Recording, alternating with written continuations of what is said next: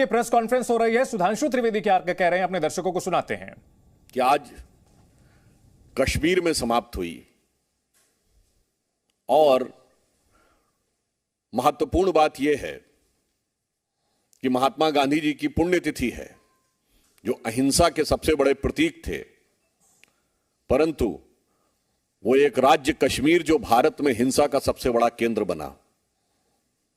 ये वही कश्मीर है जिसके भारत में एकीकरण के लिए हमारे संस्थापक अध्यक्ष श्यामा प्रसाद मुखर्जी जी ने अपना बलिदान दिया था। ये वही कश्मीर है जहां स्वतंत्र भारत में एक ऐसा समय आया जब 10 वर्ष तक 26 जनवरी और 15 अगस्त को भी राज्यपाल भी झंडा नहीं फहरा सकते थे। 1988 से 1998 जिस दौर में हमारी पार्टी ने, जब डॉक्टर मुरली मनोहर जोशी जी हमारे राष्ट्रीय अध्यक्ष थे और वर्तमान प्रधानमंत्री श्री नरेंद्र मोदी जी युवा नेता के रूप में उस यात्रा के संयोजक थे, इसी श्रीनगर के लाल चौक पे जाके 26 जनवरी 1992 को झंडा फहराया था। तो उन बलिदानों और साहस के दम पर यही कश्मीर जो अगस्त 2019 में जो भारत के साथ संपूर्ण और असंदिग्ध रूप में एकाकार होने की प्रक्रिया पूर्ण हुई थी। यह यात्रा जो राजनीतिक उद्देश्य से प्रेरित थी, मगर मैं कह सकता हूं कि वो अपने राजनीतिक उद्देश्य में, अपने राजनीतिक ध्येय में, अगर आप पूरी यात्रा का क्रम देखेंगे तो नितांत असफल दिखाई पड़ी। जिसे कह सकते हैं कि वो राजनीतिक बियाबान में से अपने को स्थापित करने की जद्दोजहद में अपनी मंजिल मकसूद से पूरी तरीके से महरूम रही। और यह यात्रा बहुत विडंबनापूर्ण भी थी। मैं उदाहरण देना चाहता हूं, इस यात्रा की शुरुआत कहां से हुई? केरल में, जहां पर इनके वो नेता जिन्होंने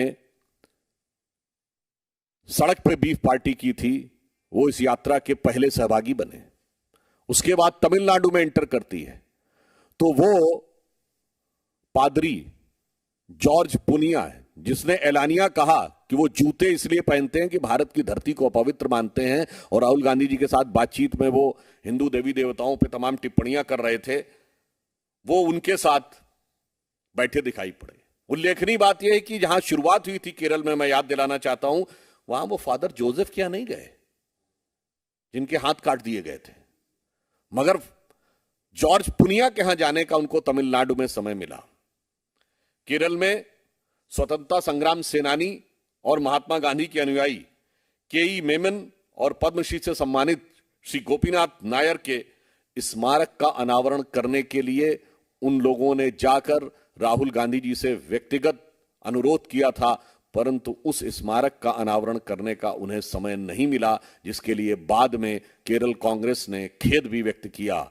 मगर तमिलनाडु में आते हैं तो ऐसे नेता के साथ इनको रहने में, जिनका नाम एसपी उदय कुमार था, जो एक समय में तमिल पृथकता का वक्तव्य तक दे चुके हैं, उसके साथ मिलने का समय मिलता है।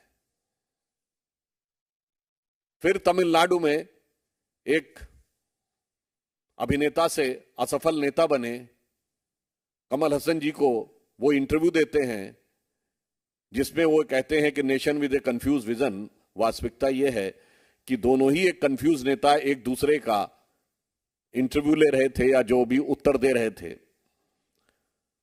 ये वो व्यक्ति हैं जिनके मुंह से आजाद कश्मीर जैसा शब्द भी निकल गया था, उनको वो इंटरव्यू दे रहे थे। कर्नाटक पहुंचती है यात्रा। याद करिए, कर्नाटक के उनके कार्यकारी अध्यक्ष जो पूर्व में रहे थे, क्या बोले थे कि हिंदू शब्द बहुत गंदा है। महाराष्ट्र पहुंचती है यात्रा तो वीर सावरकर के खिलाफ नफरती बयान। गुजरात में जा नहीं पाती है।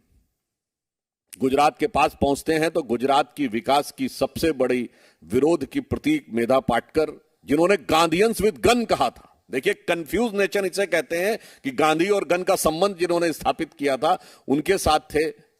उसके बाद उनकी यात्रा का जो स्थायी साथी था, जैसे यात्रा में एक बारात में सहवाला चलता है ना, तो वो जो थे वो एक छात्र नेता थे जिनकी ख्याति टुकड़े टुकड़े की संज्ञा से जुड़ी हुई है, और जिन्हें इसी यात्रा के दौरान कांग्रेस पार्टी के द्वारा राहुल गांधी के बाद सबसे लोकप्रिय युवा नेता का विशेषण भी दे दिया गया। उसके बाद यह यात्रा दिल्ली पहुंचती है। अनेक विपक्षी दलों से वो आह्वान करते हैं कि भाई अब तो आ जाइए, कोई आने को तैयार नहीं होता है।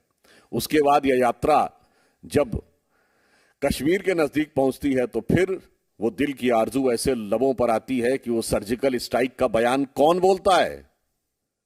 यात्रा के संयोजक दिग्विजय सिंह जी। ये ठीक है कि फिर उनके सामने से माइक भी हटाया जाता है।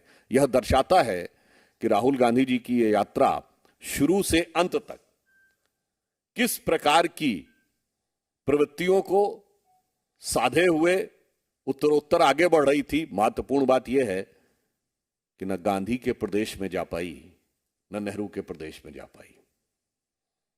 और सेना के बारे में ऐसे अपमानजनक बयान कहे गए, हमारे वीर सैनिकों के लिए पिटने की बात कही गई। और इससे बड़ा कंफ्यूजन आपको इस यात्रा में दिखाई नहीं होगा कि हर बयान में उन्होंने कहा कि वो नफरत के खिलाफ अपना अभियान चला रहे हैं, मगर इतने नफरती जहर बुझे सामानों को लेकर ये कौन सी मोहब्बत की दुकान वो श्रीमान सजा रहे थे, ये कोई भी समझ सकता है। एक तरफ उन्होंने कहा, दूसरी तरफ क्या बोला? मुझे नफरत कहीं दिखी नहीं। मतलब इससे बड़ा विरोधाभासी वक्तव्य आपको नहीं दे सकता कि मेरी यात्रा नफरत के खिलाफ थी, तथा कथित नफरत के खिलाफ, और मुझे तो नफरत कहीं दिखी नहीं। इसी यात्रा में उन्होंने कहा वो राहुल गांधी तो है ही नहीं, वो तो समाप्त हो गया है। उन्होंने कहा सर्दी आपको इसलिए लगती है कि सर्दी से आप डरते हैं। मुझे लगता है ये कंफ्यूज नेशन की जो बात उन्होंने कही, तो सबसे ज्यादा कंफ्यूजन उस पूरी यात्रा के दौरान उनके स्वयं के आचरण में देखा। उसके बाद उन्होंने आकर अंतिम समय में, जब यात्रा समापन के समय उन्होंने अपने परिवार को याद किया, तो मैं यह भी याद दिलाना चाहता हूं, भारत जोड़ो की जब बात होती है, भारत तोड़ो कब हुआ था? जब भारत माता के 2 टुकड़े हुए, उस समय कांग्रेस पार्टी के अध्यक्ष और अंतरिम सरकार के प्रधानमंत्री के रूप में, जब उन्होंने 2 सितंबर 1946 को अंतरिम सरकार के प्रधानमंत्री के रूप में नेतृत्व करते हुए नेहरू जी नेतृत्व कर रहे थे, तब बाकायदा सिग्नेचर करके यह प्रस्ताव पारित किया गया था कांग्रेस की एग्जीक्यूटिव में। आधा पंजाब चला गया था, आधा बंगाल चला गया। उसके बाद जो बच गया, आजादी के बाद आप ही के परिवार के शासनकाल में आधा कश्मीर भी चला गया। उसके बाद जो बच गया तो 62 में अक्साई चिन और मानसरोवर भी चला गया। यानी जिसे कह सकते हैं कि आपकी भारत को क्या जोड़ा था कि आधा पंजाब गया, कश्मीर गया और चला बंगाल गया, और चीन के हाथों मानसरोवर का वहां ऊंचा भाल गया। इसलिए मैं ये कह, तो बीजेपी की ओर से राहुल गांधी पर जबरदस्त पलटवार किया गया है और एक एक बयान गिनाया जा रहा है।